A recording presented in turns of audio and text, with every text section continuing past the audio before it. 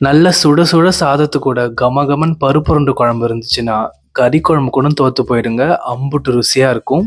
பண்ணலாமா? இப்பவே சேவ் பண்ணி ட்ரை பண்ணி பாருங்க. 1/2 கப் கடலப்பருப்பை 3 மணி நேரம் தண்ணியில ஊற வச்சு எடுத்துக்கோங்க. அது மிக்ஸி ஜார்ல சேர்த்துட்டு, இது கூடவே 1 டீஸ்பூன் சோம்பு, வரமிளகாய் சேர்த்து ரொம்ப பேஸ்ட்டா இல்லாம கொர கொரன்னு அரைச்சுக்கோங்க. உப்பு சேர்த்துக்கோங்க. கட் பண்ணி வச்சிருக்க சின்ன வெங்காயம், கருவேப்பிலை சேர்த்து நல்லா மிக்ஸ் பண்ணி இந்த மாதிரி உருண்டை பிடிச்சி எடுத்து வச்சுக்கோங்க.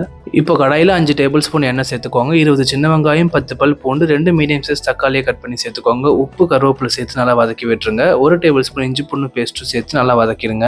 4 டேபிள் ஸ்பூன் தனியாத்தூள், 1 டேபிள் ஸ்பூன் மிளகாய்த்தூள், 1 டீஸ்பூன் கரம் மசாலா, மஞ்சத்தூளும் சேர்த்து மிக்ஸ் பண்ணிட்டு 1 கப் புளி தண்ணி, குழம்புக்கு ஏற்ற அளவு தண்ணியும் சேர்த்து மிக்ஸ் பண்ணிக்கோங்க. ஒரு 10 நிமிஷம் கொதிச்சதும் அரைச்சி வச்சிருக்க 1 கப் தேங்காய் பால் சேர்த்துக்கோங்க. தேங்காய் பால் சேர்த்துட்டு ஒரு 5 நிமிஷம் கொதிச்சதுக்கு அப்புறமா எல்லா உருண்டைகளும் சேர்த்துட்டு மூடி போட்டு ஒரு 10 நிமிஷம் நல்லா கொதிச்சதும் கருவேப்பிலை, கொத்தமல்லி தூவி இறக்குனீங்கன்னா கம கமன்னு டேஸ்டான பருப்பு உருண்டை குழம்பு ரெடி. சீரியஸ்லி செம்ம டேஸ்டா இருக்கும். கண்டிப்பா ட்ரை பண்ணுங்க. மறக்காம பிராஸ் கிச்சனையும் ஃபாலோ பண்ணிக்கோங்க.